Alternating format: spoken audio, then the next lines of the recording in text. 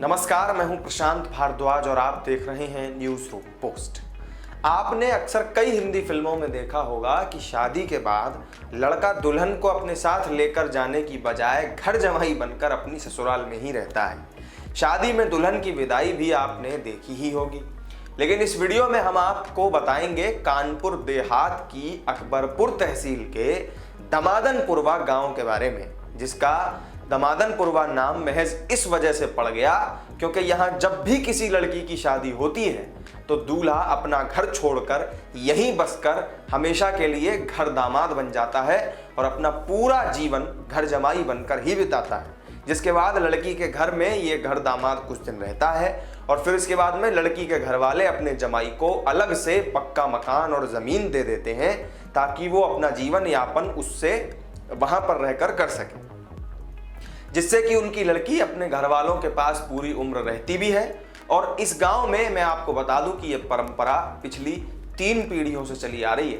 गांव को सरकार ने भी अब आधिकारिक तौर पर दमादनपुरवा का दर्जा दे दिया है। 1970 से दामादों ने गांव में बसना शुरू किया था और आज तीसरी पीढ़ी में भी यही परंपरा चल रही है। सरकारी दस्तावेजों में गांव के स्कूल का नाम भी दमादनपुरवा है। वैसे इस दमादनपुरवा गांव में 70 परिवार रहते हैं, जिसमें 50 घरों में दामाद रह रहे हैं। इसका हर घर दामादों से घिरा हुआ है और यहाँ बूढ़े से लेकर जवान तक शादी के बाद घर जमाई बनकर रहते हैं। गांव में लगभग 500 की आबादी है और 253 मतदाता भी हैं और ज्यादातर इसमें दलित परिवार ही रहते हैं।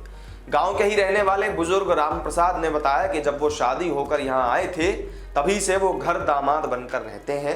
उन्होंने बताया कि लोगों की आर्थिक स्थिति अच्छी नहीं होने की वजह से इस प्रथा की शुरुआत की गई थी और अब ये प्रथा एक परंपरा बन चुकी है।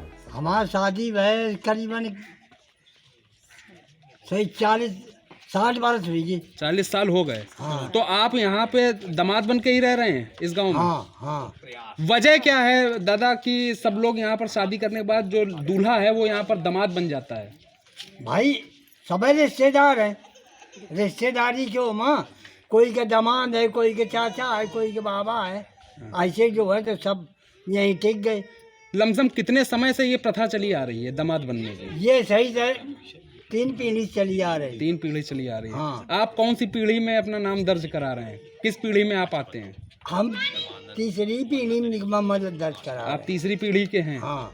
शायद ये यूपी का पहला ऐसा गांव होगा जो अपनी प्रथा और परंपरा के चलते नामचीन हो रहा है। और यहाँ ज्यादातर लोग अपने लड़कों की शादी शायद इस वजह से भी करते हैं कि उन्हें भले ही पूरी उम्र घर दामाद बनकर रहना पड़े, लेकिन शादी के एवज में उन्हें मकान और जमीन मिल जाती है और वो भी ससुराल पक्ष की तरफ से। फिलहाल जिस जमीन पर ये सभी घर दामाद मकान बनाकर रह रहे हैं, ये जमीन पट्टे की है, लीज पर है और इन दलित परिवारों को रहने और खेती करने के लिए सरकार की तरफ से दी गई है। तो इस वीडियो में मेरे साथ फिलहाल इतना ही। ये दिलचस्प जानकारी आपको कैसी लगी हमें कमेंट करके जरूर बताइएगा।